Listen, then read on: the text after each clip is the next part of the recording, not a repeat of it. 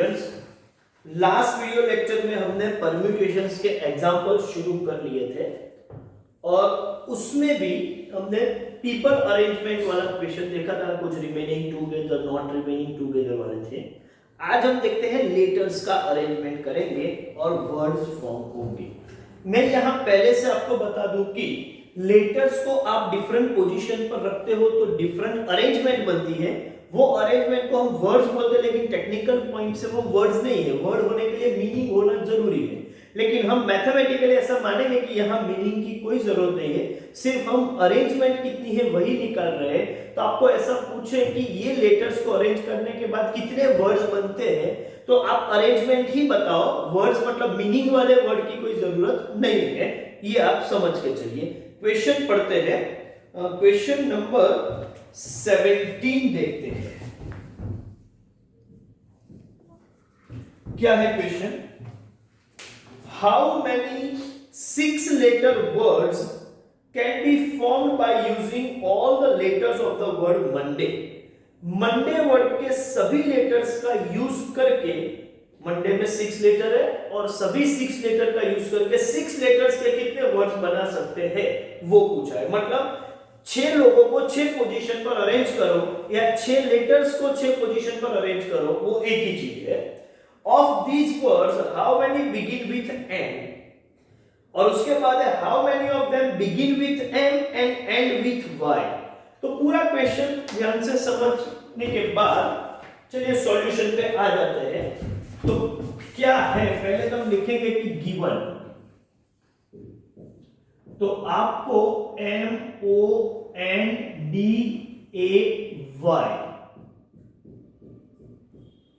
1 2 3 4 5 6 letters are there in word Monday। और आपको पूछा गया है रिक्वायरमेंट में कि how many 6 letters word can be formed using all the letters of the word Monday। सभी लेटर्स का यूज करके number of words using all letters आपको डिजाइन करना है। सीधी सी बात है भाई, number of such words would be 66, that means 6 factorial, और इसका मतलब होगा 720। तो ये तो कोई बड़ी बात है नहीं, बहुत सिंपल सा टास्क था कि 6 लेटर का यूज करके उसको 6 पोजीशन पे रखे तो जितने वर्ड्स बन सकते हैं। पहले मैंने बता दिया कि वर्ड्स मतलब मीनिंग निकले ऐसे वर्ड्स नहीं, कोई भी अरेंजमेंट को हम वर्ड्स मान के चलेंगे। लेटर्स को अलग अलग पोजीशन पे अरेंज करेंगे तो वर्ड्स बनेंगे, बस ये मान के चलेंगे। तो 720 वर्ड्स हो सकते हैं। अब दूसरा क्वेश्चन है कि इनमें से मतलब ये टोटल जितनी भी अरेंजमेंट है ये तो हो गई, 720 से ज्यादा अरेंजमेंट हो नहीं सकती। इनमें से मतलब 720 तो मैक्सिमम पॉसिबल वर्ड्स यही है। इनमें से ऐसे कितने वर्ड्स हैं जो बिगिन विथ एम हो? ओके, तो नंबर ऑफ वर्ड्स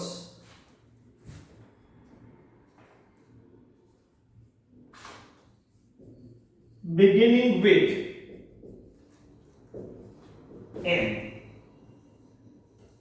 एम से शुरू होने चाहिए। इसका मतलब ये जो वर्ड्स है, ये जो लेटर्स है उसमें से फर्स्ट पोजीशन पर कंपल्सरीली एम होना चाहिए और बाकी बची हुई 5 पोजीशन, क्योंकि 6 लेटर का वर्ड है, ये 5 पोजीशन पर आप कोई भी बाकी के 5 लेटर्स को किसी भी पैटर्न से अरेंज करो, एम को फ्रीज कर दो फर्स्ट पोजीशन पर। इसका मतलब एम को मैंने फ्रीज कर दिया, तो अब कितने लेटर्स बचे? आप बोलोगे 5 लेटर्स बचे एम को छोड़ के, और 5 पोजीशन भी बचे, उनको जितना अरेंज करना है करो, ये फिक्स कर दिया है। इसका मतलब इसको मैं बोलूंगा 5P5, क्योंकि 5 लेटर और 5 पोजीशन, इसको तो अरेंज करना ही नहीं है, वो तो फिक्स कर दिया है।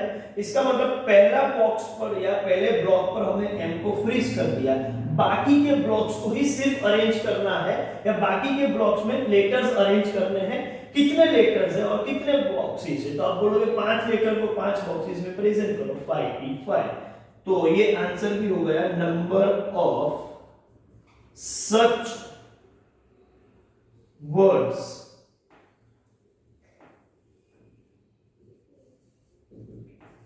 5p5 मतलब 5 फैक्टोरियल, दैट मीन्स 120। इतना ही नहीं, थर्ड रिक्वायरमेंट ये है कि number of words beginning with M and ending with Y। तो ये दो कंडीशन है, ठीक है। तो पहला तो M होना चाहिए, फिर बीच में आप कुछ भी रखो लेकिन सिक्स्थ पोजीशन पर फिक्स कर दिया Y। इसका मतलब M और Y फ्रीज हो जाने के बाद आपके पास बीच में 4 पोजीशन बची हुई है और अवेलेबल लेटर्स भी 4 ही है। तो ये अरेंजमेंट होगी 4p4। So number of such words would be 4p4, that means 4 factorial, और इसका मतलब है 24।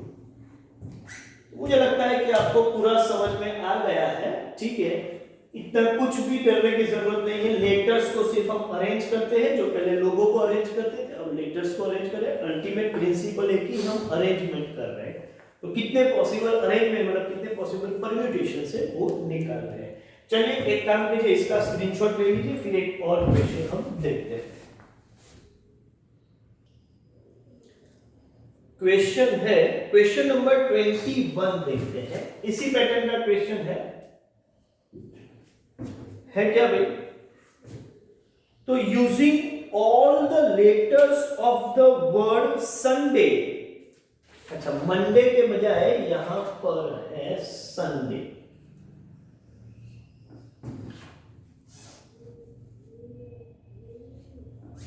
चलिए ठीक है, पहले क्वेश्चन पूरा पढ़ लेते हैं। Using all the letters of the word Sunday, number 1, how many new words can be formed? Number 2, out of them, how many will have the letter S at the first place, मतलब beginning with S? And number 3, out of them, how many will have the letter S at the first place and letter Y at the last place, मतलब ending with Y? इसी के जैसा question है लेकिन थोड़ा modification है। ध्यान से क्वेश्चन को पढ़िए, उसकी लैंग्वेज को पढ़िए। संडे वाले जितने भी लेटर्स हैं संडे वर्ड में, वो सभी का यूज करके हाउ मैनी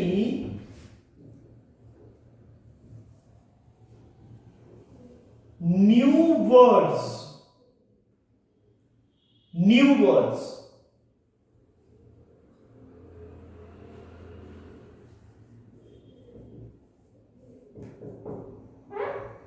क्वेश्चन में है कि हाउ मेनी न्यू वर्ड्स। अब ध्यान से देखिए, न्यू है, इसका ये मतलब हुआ कि संडे जो है वो ऑलरेडी एक वर्ड हमें पता है। संडे वर्ड के सभी लेटर्स का यूज करके नए कितने वर्ड्स बना सकते हैं? हाँ, तो टोटल 6 लेटर को 6 पोजीशन पर 6 फैक्टोरियल 720 टोटल पॉसिबल वर्ड्स है। लेकिन नए कितने? क्योंकि ऑलरेडी संडे एक पुराना वर्ड तो हमें मालूम है, तो एडिशनली नए कितने हुए? 720 नहीं, 719, क्योंकि संडे तो उसमें है ही। तो आपको करना क्या है, न्यू वर्ड्स की जब बात करें तो ये 66 टोटल अरेंजमेंट में से एक माइनस कर दो, क्योंकि मुझे नए कितने वो निकालने हैं। पुराना एक संडे तो मालूम ही है, तो 66 -1 किसके लिए? संडे के लिए।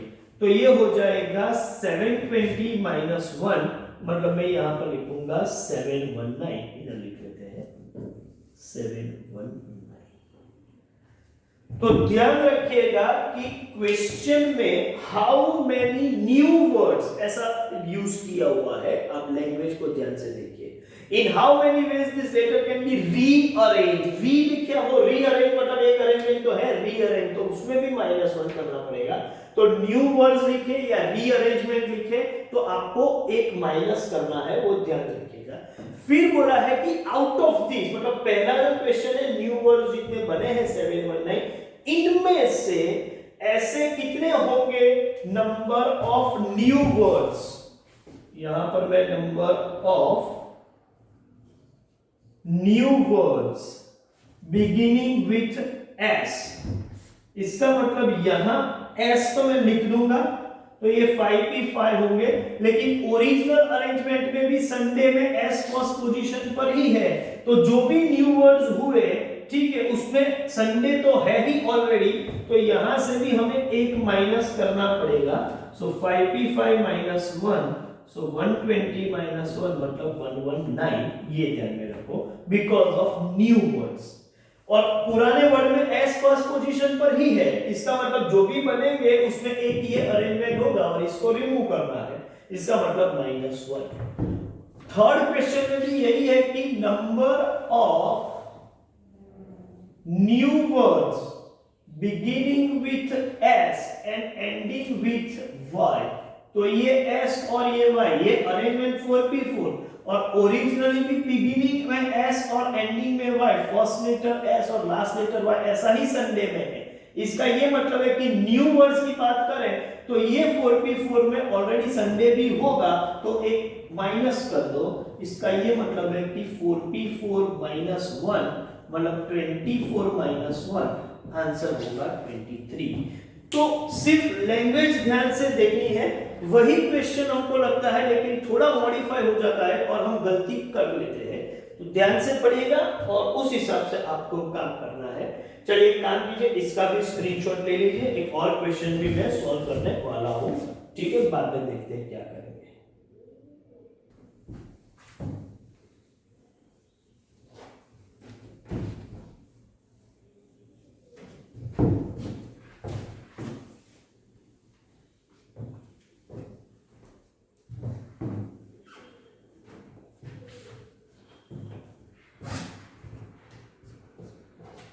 क्वेश्चन है, क्वेश्चन नंबर 22 की बात करते हैं।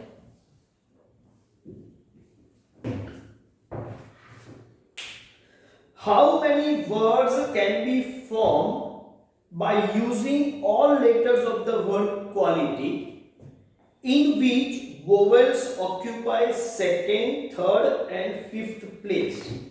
पहले तो कौन सा वर्ड दिया हुआ है वो लिख लेते हैं।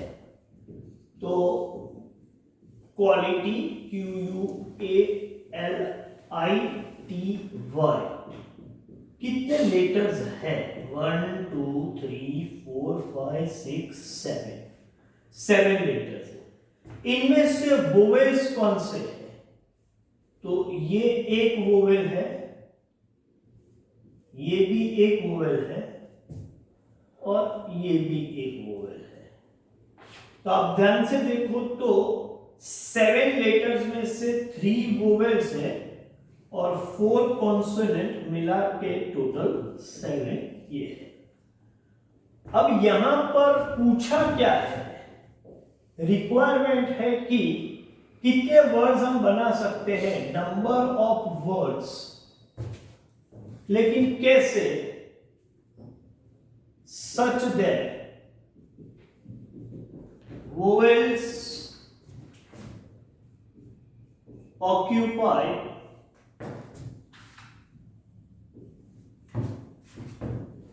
first, third and fifth place. First, third and fifth place मतलब फर्स्ट नहीं है, कौन सी है? सेकंड है sir, second, second, third and fifth place. तो वोवेल्स 3 है और 3 वोवेल्स के लिए 3 प्लेसेस है।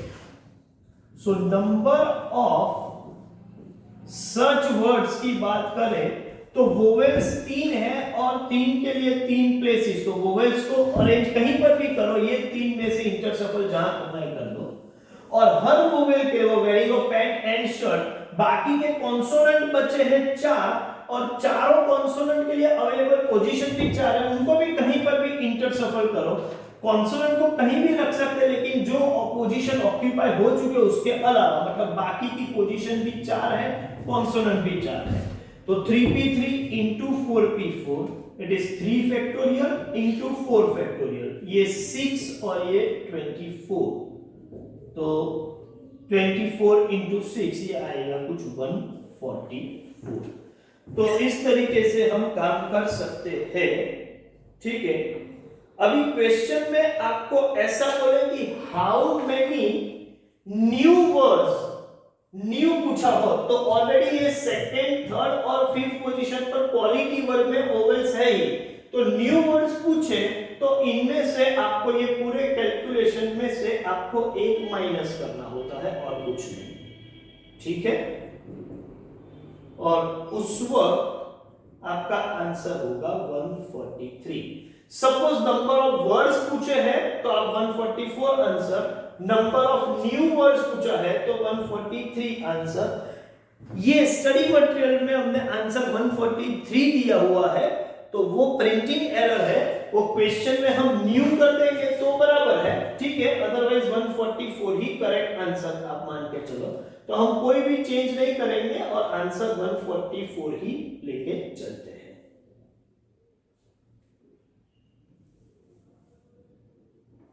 तो कंफ्यूजन में मत आइएगा, 144 ही करेक्ट आंसर है।